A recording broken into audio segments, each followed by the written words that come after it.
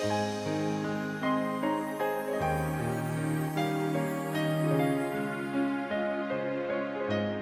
of our treasured Lenten traditions in the Philippines is the reading or singing of the story of Christ's passion and death, locally known as Pabasa or Pasyon. One of the earliest versions of the Pasyon is the one written by Gaspar Aquino de Belen, titled Ang Mahal na Pasyon ni Jesucristong Panginoon natin na tula, written in 1703 and approved by the Church in 1704. However, the most popular version in Tagalog today is the Pasyong Genesis, which traces in the history of salvation all the way back to its beginning, when God created the world as narrated in the book of Genesis. There are also versions of the Pasyon written in almost all of the major local languages and dialects of the country. The Pasyon is usually done within the season of Lent and takes the form of an event that involves the participation of the entire community, which one's contributing according to one's means and talent. Those who are good in singing take turns as lead singers, while others accompany the chanting by playing the guitar. Affluent families serve as hosts and feed the participants throughout the event, which can span a few days.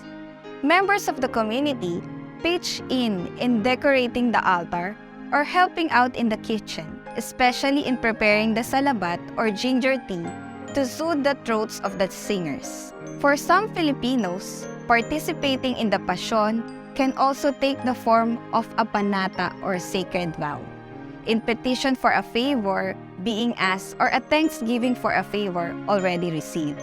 For others, this annual practice is already become a cherished family tradition passed down through the years.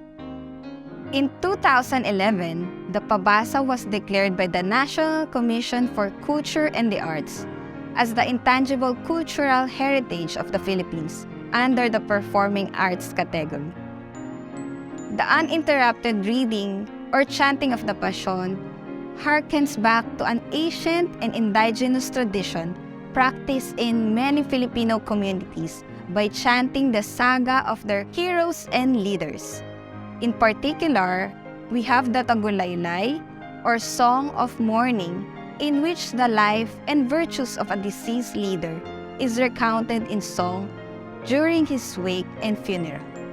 These practices pass on the history of the community and inspire future generations to emulate the noble and deeds of their ancestors.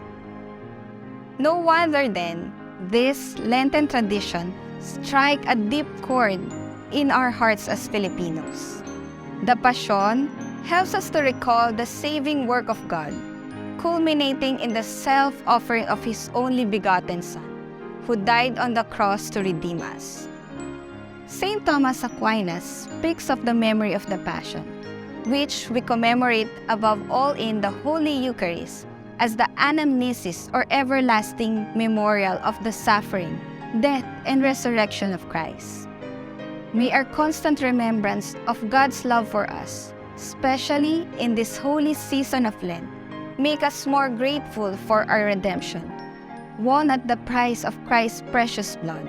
May it lead us to love our God ever more deeply and follow Him ever more nearly by our selfless service to our brothers and sisters.